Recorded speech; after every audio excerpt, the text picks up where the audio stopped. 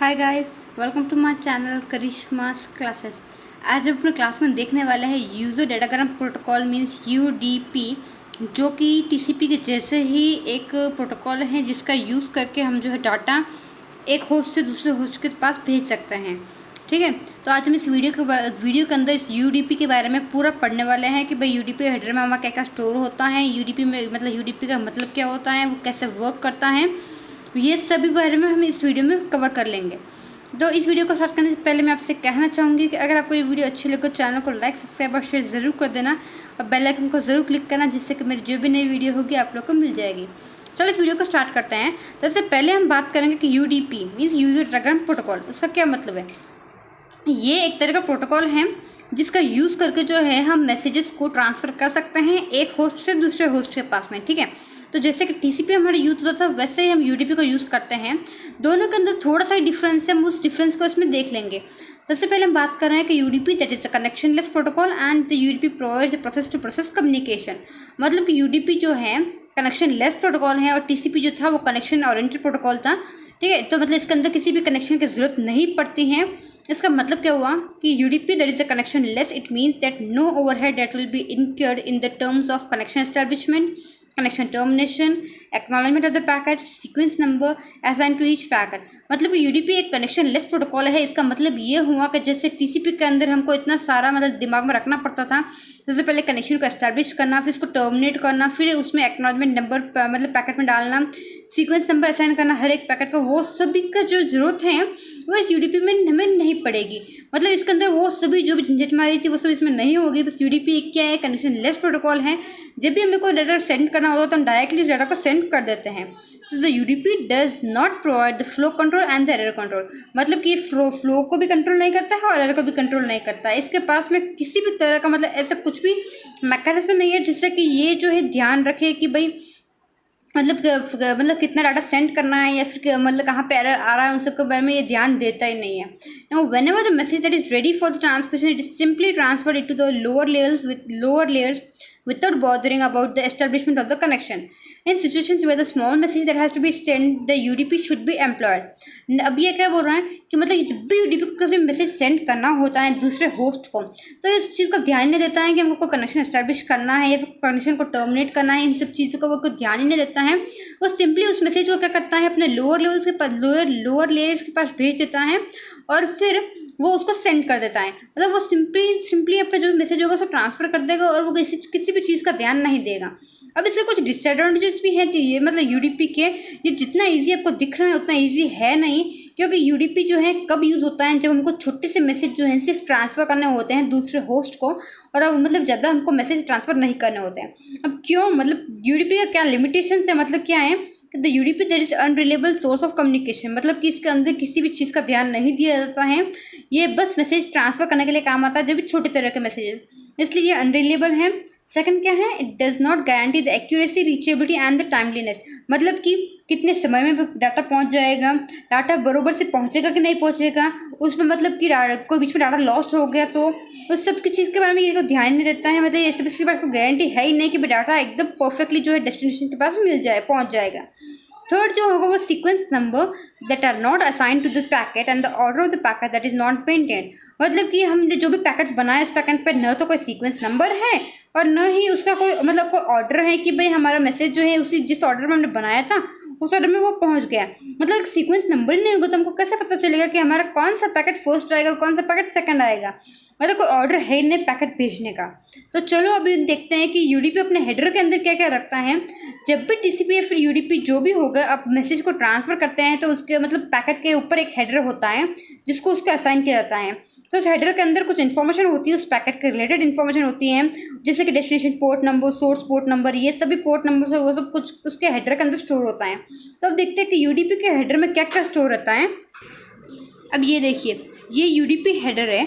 इस हेडर में आप देख रहे हैं कि एक सोर्स पोर्ट नंबर चाहिए हमको 16 बिट का जो होगा, दूसरा है एक डेस्टिनेशन पोर्ट नंबर जो भी है 16 बिट का, एक लेंथ होती है 16 बिट की और दूसरा होता है चेकसम और डाटा। मतलब ये डाटा जो है हम जो सेंड करें वो डाटा आ गया यहाँ पे। सोर्स पोर्ट नंबर का मतलब आपको पता ही होगा कि सोर्स मतलब सोर्स का एक अलग पोर्ट नंबर होता है और डेस्टिनेशन का एक अलग पोर्ट नंबर होता है। और आपको पता होगा कि भाई जो पोर्ट नंबर जो होता है वो मतलब हर एक का अलग अलग होता है, मतलब किसी का पोर्ट नंबर जो होगा सेम नहीं होगा। तो इसका नाम सबसे पहले जो है सोर्स का क्या पोर्ट नंबर होगा और डेस्टिनेशन का क्या पोर्ट नंबर होता है, वो दोनों भी जो है यहाँ पे 16 बिट के यूज़ करके उन दोनों को स्टोर किया गया है। नेक्स्ट जो होगा ये लेंथ, तो ये लेंथ है, अब ये बात कर रहे हैं हम लेंथ के बारे में। अब ये जो लेंथ है, जो 16 बिट लेंथ है, अब इस लेंथ में क्या क्या आएगा, एक तो ये हेडर का मतलब कितनी साइज़ है वो आ जाएगा इस लेंथ के अंदर। उसी के साथ में ये जो डाटा जो हमारा होता है, जो हम डाटा सेंड कर रहे हैं, उस डाटा की क्या लेंथ होगी, उन दोनों को मिला के जो है यहाँ पे जो लेंथ स्टोर होगी वो 16 बिट की लेंथ होगी। ना नेक्स्ट हमारे पास में आ रहा है चेकसम आ रहा है, तो ये 16 बिट ये भी 16 बिट का होता है और इसके अंदर जो मतलब एरर कंट्रोल करने के लिए जो मैसेज होता है वो यहाँ पे ट्रांसफर मतलब सेंड यहाँ पे स्टोर होता है।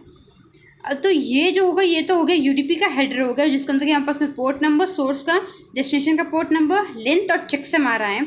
अब इसके अंदर बस एक ही मैकेनिज्म है जिसका यूज़ करके मतलब हमको पता चल सकता है कि हमारा जो मैसेज जो है वो डेस्टिनेशन के पास पहुंचा कि नहीं पहुंचा, फिर कुछ बीच में लॉस्ट हो गया, उस सब के बारे में एक ही चीज़ है जिससे हमें पता चल सकता है, वो है ICMP।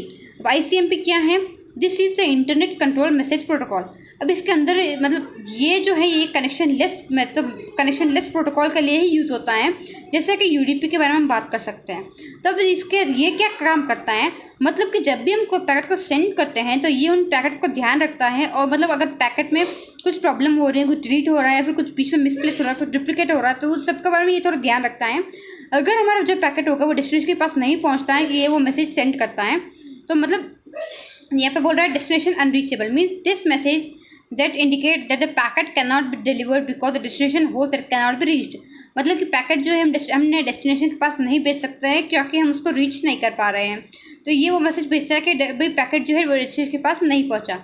अब नेक्स्ट हम बात कर रहे हैं एको एंड एको रिप्लाई। अब ये क्या होता है, तो एको एंड एको रिप्लाई का मतलब ये होता है कि मतलब यहाँ से हम एक एको मैसेज भेजेंगे, हमें जिस डेस्टिनेशन के पास हमको मैसेज भेजना है उसको, और वापस जब वो एको से हमें रिप्लाई करेगा उसका मतलब क्या हुआ कि जो डेस्टिनेशन होस्ट जो है वो अवेलेबल है नेटवर्क के ऊपर, तो इसलिए हम आसानी से मैसेज ट्रांसफ़र कर सकते हैं। तो एको एंड एको रिप्लाई का हम यूज़ ऐसे करते हैं। अब हमारे पास में आ रहा है सोर्स क्वेंच। ये भी एक ICMP का ही मतलब एक फंक्शन है जो कि इसका काम करेगा।